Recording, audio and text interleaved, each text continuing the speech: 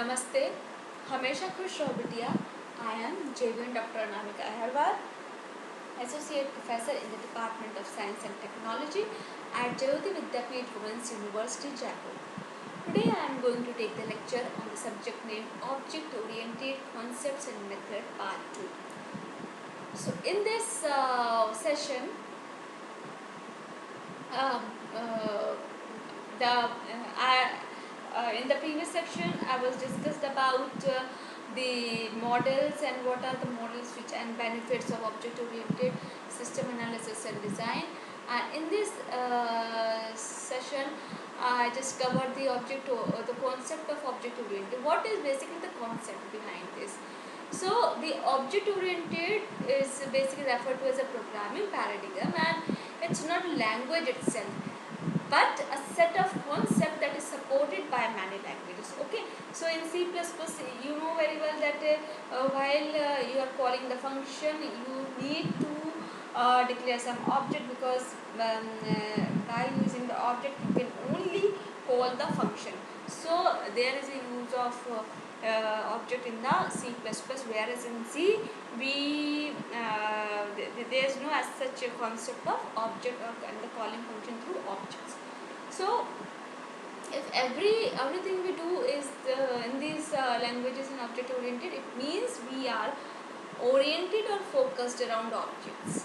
So now in object oriented language, this is the large problem will instead be splitting apart into self contained objects, almost like having several mini programs, each object representing a different part of the application.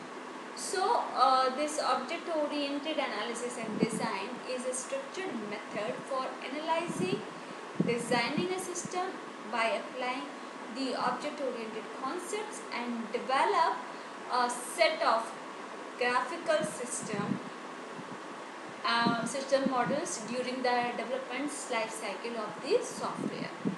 Now this object oriented analysis and design in the SDLC. SDLC means software development life cycle.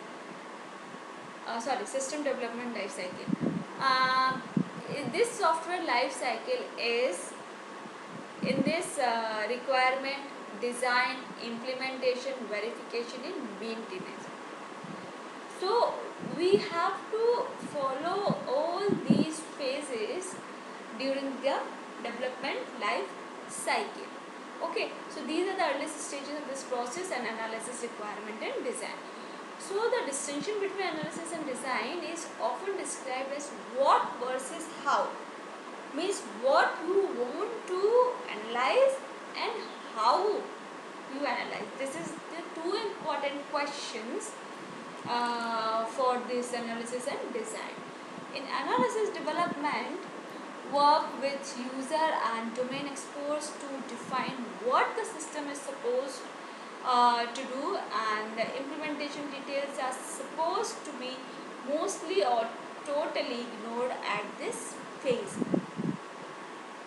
The goal of the analysis phase is basically to create a model of the system regardless of constraints such as appropriate technology. So in the design phase, this refines the analysis models and apply the needed technology and other implementation constraints. Because as I told you earlier and many times, that the analysis is the pillar, you can say. So this designing phase totally depends on the analysis. After analysis, then only the developer decide how to design and what the technology we use for this development or process, you can say.